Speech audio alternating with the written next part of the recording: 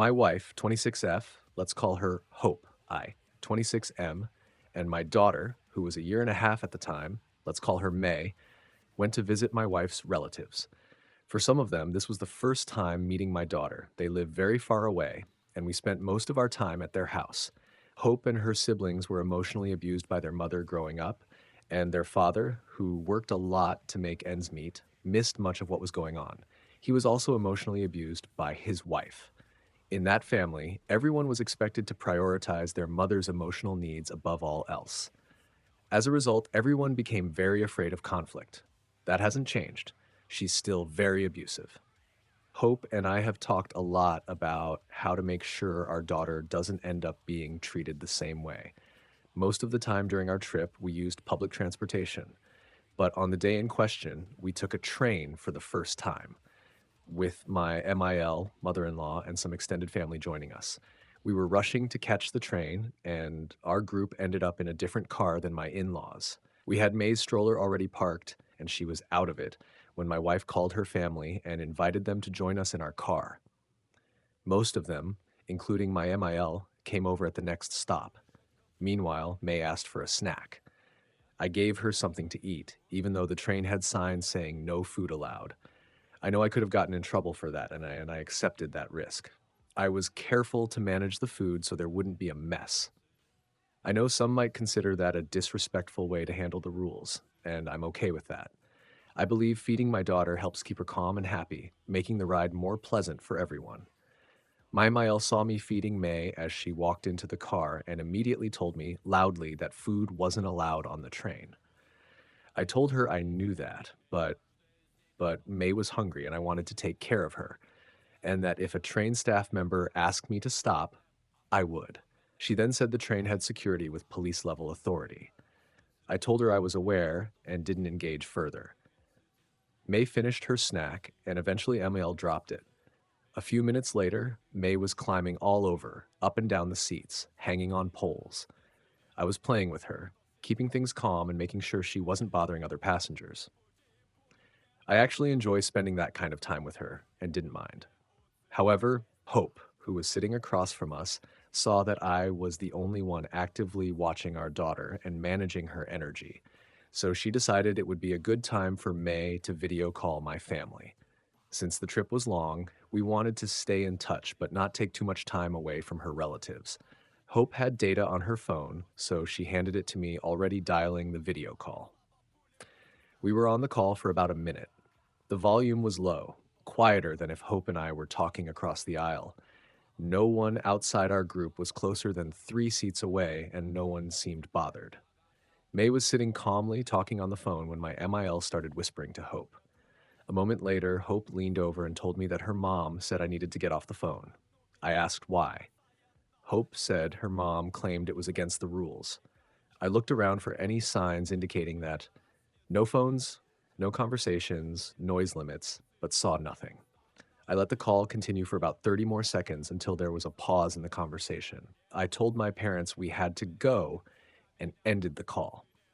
I went back to playing with my daughter, but a few seconds later, Mael leaned in again to explain the rules, saying you can't be on the phone and that it's impolite. I said I hadn't seen any signs or rules stating that. She argued it was an unwritten rule that everyone knows. Around that time, an extended family member of Hope's agreed with her, saying it was common courtesy. Let me pause here and explain. This is the city Hope grew up in. She spent countless hours using this exact train system and has never heard of such a rule. It's never been a problem for her. My MIL, on the other hand, rarely leaves her house and uses public transport even less. The extended family member visits often but doesn't live here. I replied again, calmly, saying it wasn't any louder than a normal conversation. Mael, however, wasn't calm. She started belittling me, calling me rude and selfish, saying I wasn't respecting other cultures and hurling other insults. She didn't let me get a word in. Everyone in our group went quiet at that point, except for me, trying to respond to her tirade. At some point, a businessman, let's call him John, got on the train, either near the end of the video call or shortly after, and started observing what was happening. After watching the situation for a bit, He interrupted and said that this wasn't a quiet car, there were no rules about phone calls, and nothing I did was against the train's policies. Mile doubled down and repeated her points aggressively. That same family member echoed Emil's arguments to John, but that was the last thing she said. John insisted there were no such rules and people were free to do as they wished. Things escalated. Mael was practically yelling now, and John raised his voice too. Mael called him a misogynist and said she didn't have to listen to him. John said I and my daughter didn't have to listen to her either. She kept pushing the courtesy argument. John said she was more disruptive than the phone call and that he had to step in because of how hostile she became. After a few more exchanges, John told her that if she had the right to tell me to shut up, he had the right to tell her to shut up. He interrupted her every time she opened her mouth, telling her to stop talking until she finally gave up trying. Now the group was silent, except for Mael, who, I found out later, muttered to Hope that she hated how I handled conflict and was just going to go home. As we got off the train, I settled May into her stroller and asked Hope to take her for a moment. I walked up to John, who was about 2 meters away, stuck out my hand, and said, I appreciate it. He asked if I wasn't with them, and I assured him I was. Then I grabbed the stroller from Hope and exited the train.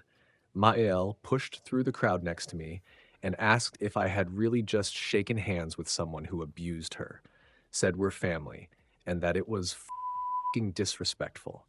Then she stormed off, loud enough for my daughter to hear. From my point of view, John saw a man and a little girl being bullied and stepped in to help.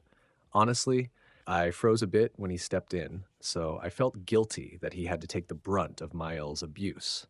I gave him a nod and a smile during the conflict, but I didn't feel that was a sufficient thank you for the kindness he showed my daughter. To me, family is everything, and anyone willing to stand up for my child deserves more than just a handshake. Here's where I regret things. Some of Hope's extended family didn't talk to her, me, or May for several days afterward. And MIL sent us long, ranting texts. It really stressed Hope out because of how conflict avoidant her family is due to growing up with their mother, and she was afraid this would have lasting fallout. For her sake, I might have handled things differently, but I still don't believe I was the asshole in this situation.